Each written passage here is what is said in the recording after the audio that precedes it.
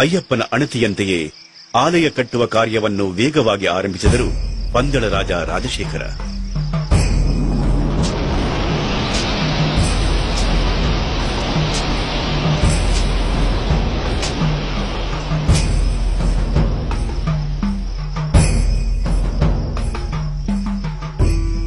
ಆ ಆಲಯದಲ್ಲಿ ಬದುಕಿನ ತತ್ವಗಳನ್ನು ನಿರೂಪಿಸುವಂತೆ 18 ಮೆಟ್ಟಲುಗಳ ನಿರ್ಮಾಣವನ್ನು ಮಾಡಲಾಯಿತು.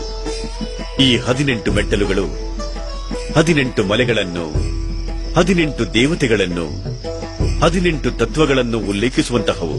18 ಬೆಟ್ಟಗಳಾದ ಇಂಜಿಪಾರ ಮಲೈ, ಕಾಳಿಕಟ್ಟಿ ಮಲೈ, ಪುದುಚೇರಿ ಮಲೈ, ಕರಿಮಲೈ, ತಲೈಪಾರ ಮಲೈ, ದೇವರ ಮಲೈ, ಶ್ರೀಪಾದ ಮಲೈ, ಮೈಲಾಡ ಮಲೈ, ಮಾದಂಕ ಮಲೈ, ಕಲ್ಕಿ ಮಲೈ, ಸಿಟ್ರಂಬಲ ಮಲೆ, ಸುಂದರ ಮಲೆ, ನಗಂಬಲ ಮಲೆ, ಗೌಂಡ ಮಲೆ, ನಿಲಕ್ಕಲ್ ಮಲೆ, ನೀಲಿಮಲೆ, ಪನ್ನಂಬಲ ಮಲೆ, ಶಬರಿಮಲೆಯಂತಹ ಮಲೆಗಳನ್ನು 18 ದೇವತೆಗಳಾದ ವಿನಾಯಕ, ಪರಶಿವ, ಪಾರ್ವತಿ, ಸ್ಕಂದ, ಬ್ರಹ್ಮ, ವಿಷ್ಣು, ರಂಗನಾಥ, ಕಾಳಿ, ಯಮ, ಸೂರ್ಯ, ಚಂದ್ರ, ಅಂಗಾರಕ, ಬುಧ, ಗುರು, ಶುಕ್ರ, ಶನಿ, ರಾಹು ಮತ್ತು ಕೇತುಗಳು ಸೇರಿಕೊಂಡಿವೆ.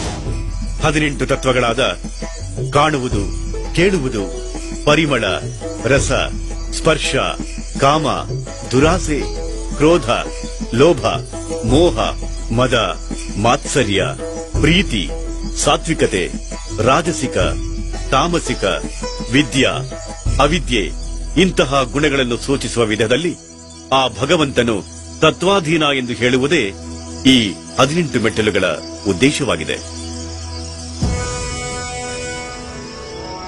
ಆಲಯ ಕಟ್ಟಿ ಮುಗಿದ ಬಳಿಕ ಅಯ್ಯಪ್ಪನಿಗೆ ಯಾವ ರೀತಿಯ ವಿಗ್ರಹವನ್ನು ನಿರ್ಮಿಸಬೇಕು ಎಂಬ ಪ್ರಶ್ನೆ ಉದ್ಭವಿಸಿತು.